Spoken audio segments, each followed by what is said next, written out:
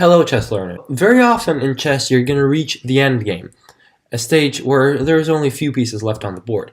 And the principles that come into play in the end game differ greatly from those that come into play in the opening or in the middle game. Stay tuned till the end of the video because there I'm going to show you how great the power of pawns is in the end game. Alright, so I would really like for you to remember two key principles of the end game.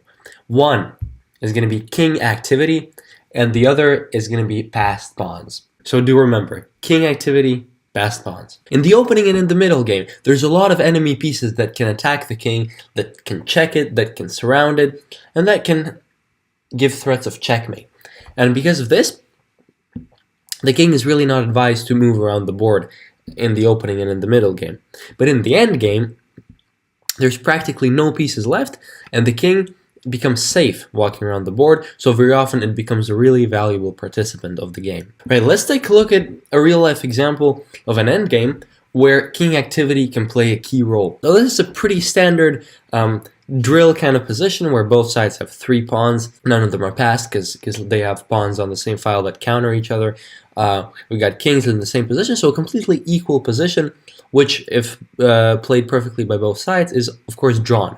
But let's take a look at what happens if one side really gets their king active and the other side decides not to use their king.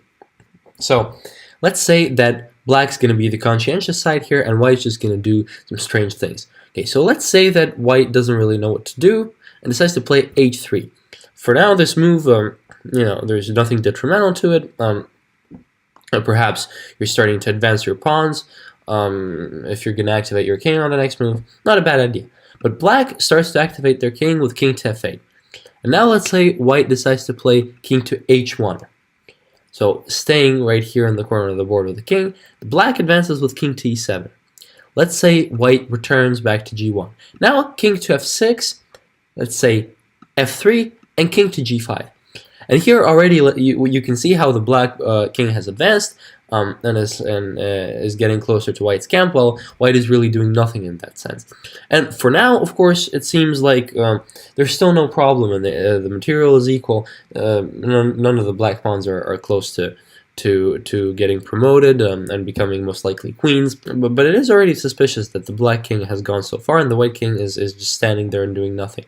Okay, so let's just make white a really bad player and let white continue doing the same thing. So he plays king to h1, and now black's going to start pushing his pawns also forward, let's say with f5. Right, so let's say white continues to do this nonsense, and now, for example, we can play f4.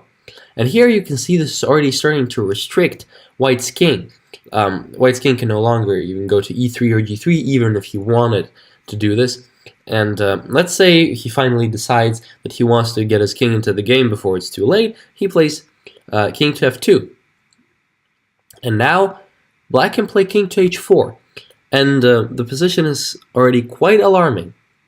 Now, the king is probably advised to be on f2, but to be guarding this g3 square, because if the black king gets this far, it's going to be blockading the pawns, and the position is just going to be getting worse and worse.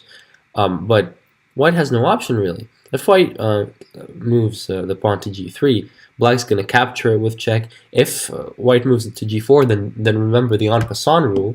So if we play g4, black can also capture en passant like this, right? So so we're already quite a restrained position. So white has to move the king. Let's say he plays king to e2, and now we've got king to g3. And just look at how active the black king is. And the white king, let's say it comes back to f1 so that it can defend the pawn. And now it is black to move, and black can already play king to h2. And this is already quite horrific. You can see how far the black king has gone. Now, really, the white king has one move that is acceptable, because he has to play king to f2, because if he plays anywhere else, then the g pawn is going to fall. All the other pawns will also fall, and black will promote his pawns quite quickly.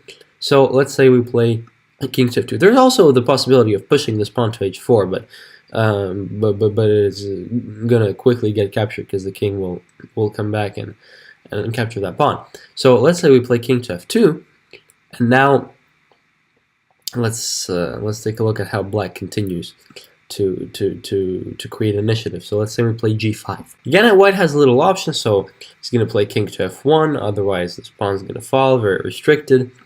h5, again, probably king to f2. Now the concepts that you would need to know to win the game from here are a little bit more complicated, and we haven't discussed these yet really, so we'll just leave it at this, but you can quite clearly see how black's king activity and white's lack thereof has tremendously benefited black. Right, and now let's talk about passed pawns. And passed pawns, which I want you to really remember, are pawns that do not have opponent pawns on the same or the adjacent files. So, in this position, you can see that white has got 2 pawns here on the queen side, and black has got only 1. But white doesn't have a passed pawn, and in this kind of position, white really does need a passed pawn, because without it, really white can't win the game, because just a knight, and especially a knight against a knight, is very far from enough to win the game. As you might remember in the second video, we talked about how insufficient material can cause a draw. Well, a knight is insufficient material. If you were to take away the pawns, then this would be a complete draw. But in this position, white has the opportunity to create a passed pawn.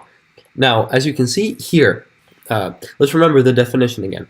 A passed pawn is a pawn that does not have opponent pawns on the same or adjacent files. So here is not the case, because both of these pawns do have an opponent pawn, or on the same or on the adjacent file. So this one just has an opponent pawn on the same file, and for this pawn there's one on the adjacent file. And of course this is quite a simplistic example, and we're not going to get into that much detail today, just so that you can get the basics of the concept. But in essence, the point for you is to make moves that will allow you to create this kind of passed pawn. And here, let's say it is white to move, and the move that you would really want to make here is b5. Because if you do make the move b5, you're going to create a passed pawn. Now, black, of course, has different opportunities what he might want to do here, and you know, he can choose to ignore this and let's say play king to f7, but then white is going to capture here on a6, and there is going to be a passed a pawn, and white is going to very soon go ahead and promote it to the queen. And once this happens, white will easily win the game, because the material imbalance will be huge, and the queen will very easily deliver checkmate. After the move b5, of course, black has another possibility. He can play a5, and then the b pawn becomes passed. Yes, there is a pawn on the adjacent file technically, but this pawn isn't stopping the white pawn from advancing, because it's never going to capture it. So b6, b7, b8, and on b8 is going to become a queen very easily. And again, the third option, we can capture the pawn and trade off the pawns, but with this pawn on b5, simply it is going to become a queen very soon. Black has no way to stop it, and even if it did, the white pieces could help out, and quite often this would also lead to a win.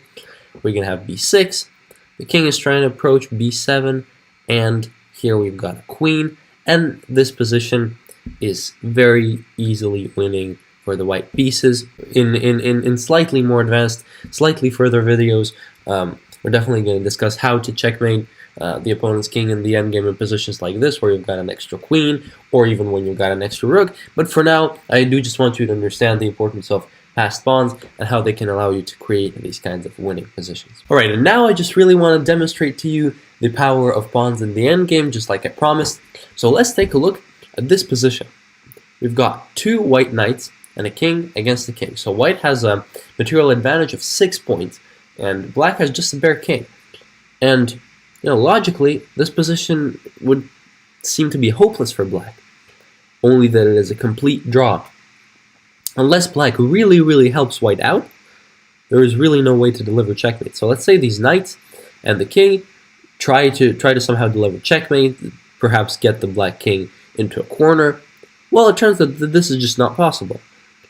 Black can move around his king as much as he wants, and this will just never happen. We can give him checks like this, but Black's just gonna leave his king in the center of the board. He's gonna walk around, and checkmate is not gonna take place. And very soon, the 50 move rule is gonna come into play, and the game will end in a draw. With pawns, however, it is not the same thing. And although a pawn is worth only 1 point, and in a situation like this, we can see that white has only 1 point of a material advantage, white can win the game by force. In very many situations, when white has just 1 pawn and a king against the king, white can win the game by force. This is quite a simple example. In this situation, black simply has no way to chase the pawn down. The pawn will be promoted to a queen, no matter how hard black tries to stop this.